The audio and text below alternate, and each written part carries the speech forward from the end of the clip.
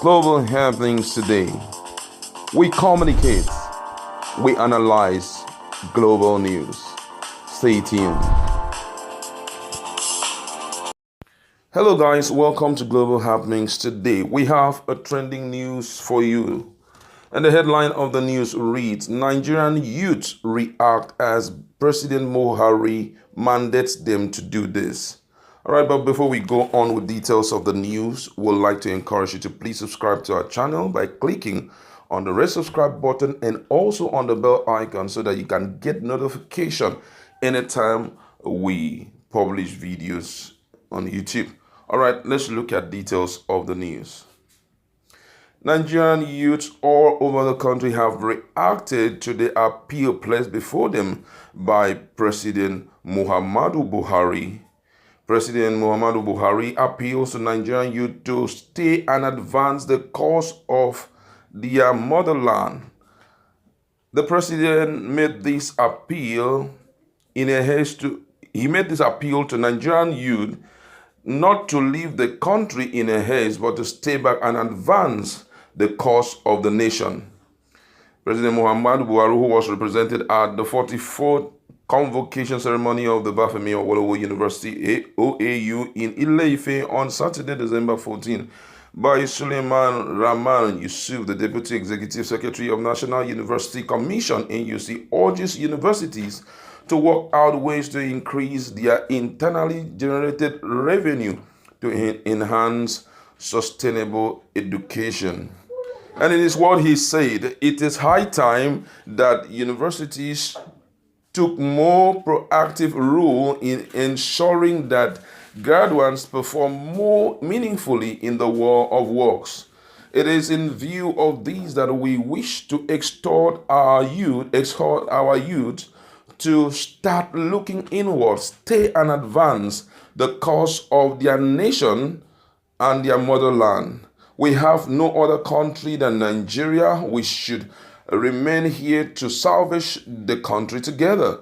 President Muhammadu, who called for support in the education sector, stressed that the future of the Nigeria lies in the quality of education provided to its citizenry. And in different reactions from youths, a lot has been said, as most of them have responded in a manner to show that they are not satisfied with the way things have been done in the country. For example, one of the youths he said, stay for what? Stay for SARS or EFCC or DSS to harass innocent, powerless civilians? Stay for insecurity, Fulani herdsmen and Boko Haram? Stay for unemployment, lack of electricity or basic amenities of life? Nigeria under you has no cause, so there is nothing to advance. Wow, that's the reaction of a youth who have heard the request of the president, and that's where we are going to be anchoring our discussion on. And this is really, really troubling, hearing that Nigerian youth preferring going to other countries. Now, let me just say something here. I met a youth, a young person, some days ago, and the way she spoke clearly shows that a lot of people are not even working to make a living again, but instead they are even working to save money to travel out of the country. I am telling you the truth. If you go around and get the opinions of Nigeria about staying back in the country, what most of them would tell you, you will be so amazed. I was discussing with this lady and she was like, oh, she mentioned a country. I wouldn't like to mention the country here. And guess what? She's not the only person that is mentioning this country. A lot of youths are already working. Ask somebody now, man, why are you working so hard? He said, man, I want to get out of this country. This country has no future. This country has nothing to offer. I was like, no, this is not how we have to leave Nigeria behind. This is the only place. He said, well, as I'm going out there, I'll make that place my own nation. I'll do everything there to keep my body, soul together. And I'll even buy a grave there. If I die, they should bury me there. I don't want to come down to Nigeria. And this is not really good. It's not really good for the nation. And you can imagine what the first person respondent, they said, talking about a lot of harassment, no respect for the rule of law. And unfortunately, there are certain things that the action should be expedited immediately. Response should be so quick, whenever things should have a lot of things that affect the generality of Nigeria happens like this, the president should be, or whoever that is in power, whether in the state level, in the national level, should be so swift to respond to it so that the people will know that you have them in mind. That is overly important. Imagine, what happened about Omoyele Sowore's case when we saw the case of the supremacy of the law was being trashed. The rule of law was being looked down upon. What's the rule of law? It's the supremacy of the law.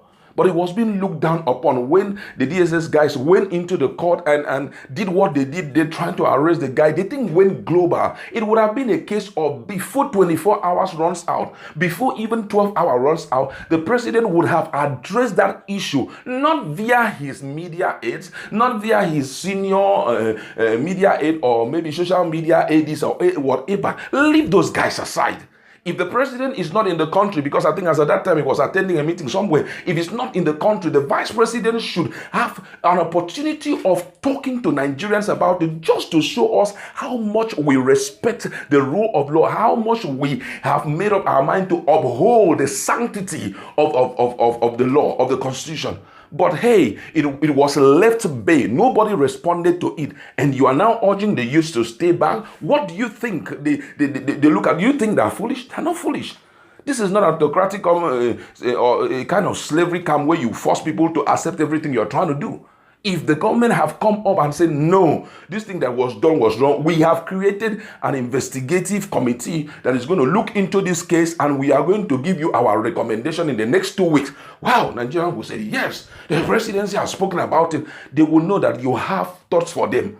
But imagine, there was no response. We're just seeing a skeletal response from different quarters. Loretta was the first person that talked about it, and before we know, Deshina, after a long while. But immediately, this guy, Anthony Joshua, got his victory against, what's that guy's name? Andy Ruiz. Yes. Got his victory over. Immediately, the presidency responded to it. Amazing.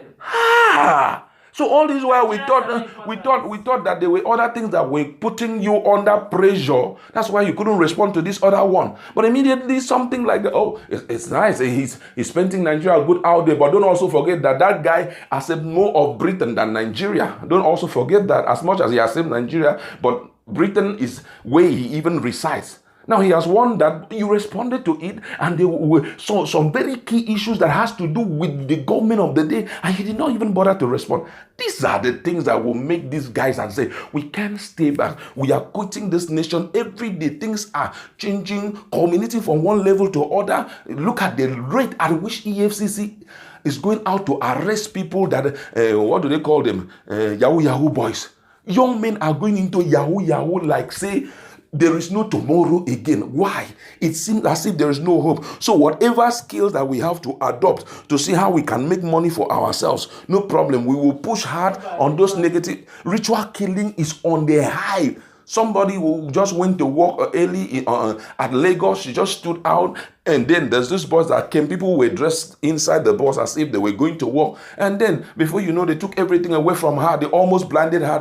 They sexually abused her. They did all manner of things to her. She is emotionally troubled right now. All her ATM taken away from her, and all her money is being drawn. POS, they come around with POS and all of that. You can imagine what is going on in the country. Now, with this, what is going on? Do you think that the youths will stay back and develop what? When you have not given them an opportunity, when you have not shown them that you are trying to do something so real. Yes, we know that you have developmental strife. Yes, we know that you're trying to do one thing or the other. But please, you need to carry the people along. There is nothing as powerful as communication, whether it's from the family level or at whatever level, organizational level. Whenever you carry the people along, they will tend to understand with you. No matter what, there is a certain part of people that will be standing with you. But when you are quiet over situations, when you seem not to talk and you don't even take practical steps to solving certain issues, you realize that the people will begin to tag you different names irrespective of what effort you are trying to put out there for them. This is overly important. We need to wake up and see how some of these things will be corrected. My colleague has something to say here. Well done for the fact that he has enacted University of Transport in Douala. I'm not against the location. Whatever location it is in Nigeria, I'm okay with it. We are down with it. We don't have a problem. But where our challenge is going to come from is the selective marginalization. We have seen it in juicy appointments. All the juiciest appointment in Nigeria is being headed by the Northern Muslim. How are we so sure that this particular transport university is not going to be headed or not going to be bringing more of some certain type of ethnicity and religious sect? Because you have already shown Nigerians from your administration where you stand. So if you're telling the youth to stay back and develop, who are you really referring to? Based on your lopsided appointment you have made thus far. Facts are speaking. We're not being biased here. We are speaking from facts. That's one. Two, you're telling the youth to stay back. Is there electricity? You're telling them to develop with what? With their mouth? You need electricity to do most of the things. Go check China, check Japan, check United States. Even Ghana here, they celebrate uninterrupted light back to back, year in, year out. We celebrate no lights in Nigeria. We are used to generator. How you want to make that mistake? You want to start a company, you do not put budget for generator and fuel. Heavy budget though. Generator and fuel, your company will die. You need to put budget for fuel and generator so that you can produce something. It's a normal thing. We celebrate no lights, no electricity in Nigeria. So if you are telling them you should stay back and develop the country, with what? The roads are bad. After you finish producing these things, you need to transport them. Which road will you use to go? Haven't you seen all this will change a market that got burnt? It wasn't not tanker driver. The tank fell. The tanker driver's The tank fell off because of bad road, and the whole fuel fell on the ground, and people started scooping and let the whole thing caught fire because the roads were bad. If the roads were good and it is dualized, whereby tanker drivers have their own lane and normal people have their own lane, where will you see such? How would it have happened? Why would the tank fall? The other time in Lagos-Ibadan Expressway, same thing happened. The road was wonderful and the tanker driver fell. The whole thing caught fire. It has been like that back in, year out, back to back. Yeah, the amazing side of this whole thing is that even if the roads are bad and all of that, there should at least be a particular agency that is responsible for issues like that, whereby maybe this tanker falls, the next thing they arrive and make sure that they keep the people away from it, bring up some kind of preventive way of stopping anything like, igniting fire there, or kindling fire there. Just bring up some ideas of, stopping the fire. But none of these things are in place. That's where it comes in now. Now, you just mentioned something very unique. Now, we have youths that are not employed. Why not bring up that such agencies and employ these teeming youths that are not having jobs?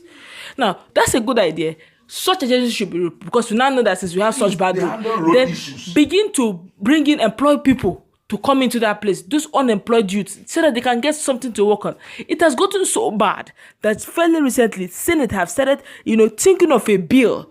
They've actually proposed it. Yes. Thinking of a bill of paying the unemployed graduates stipends. And that's another avenue for the money. That's another avenue for money to get missing. Because if you're not developing the economy, where you go to get the money to pay stipends? You go and borrow. Funds. You go and borrow and pay stipends. And tomorrow you say, no, we actually gave you people now. We borrow to pay you people stipends. Make the economy work.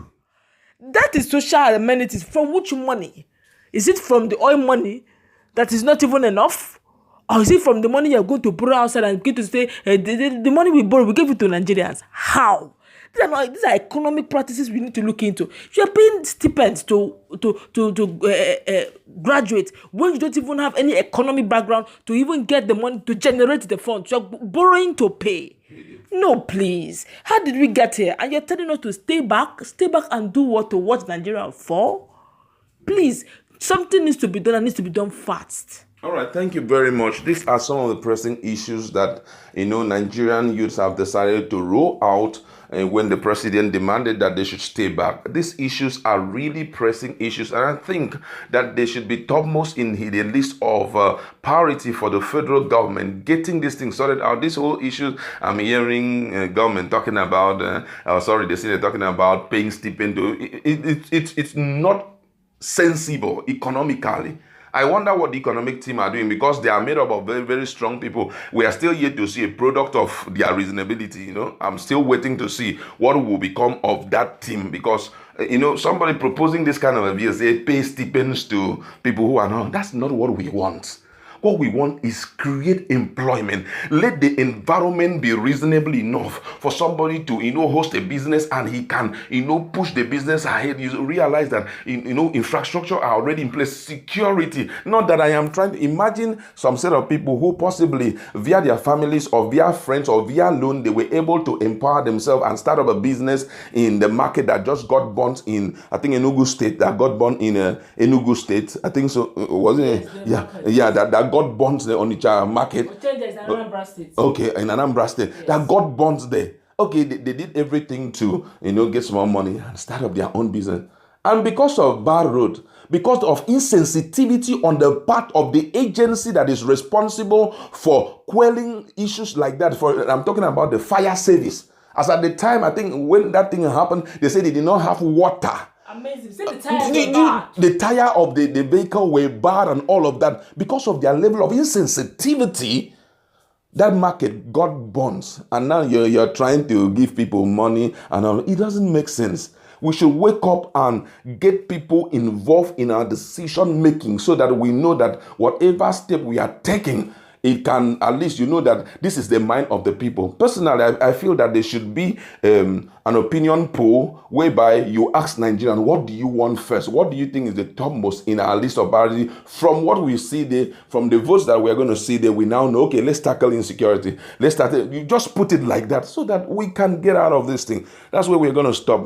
We'll be coming your way again, but don't forget to subscribe to our channel by clicking on the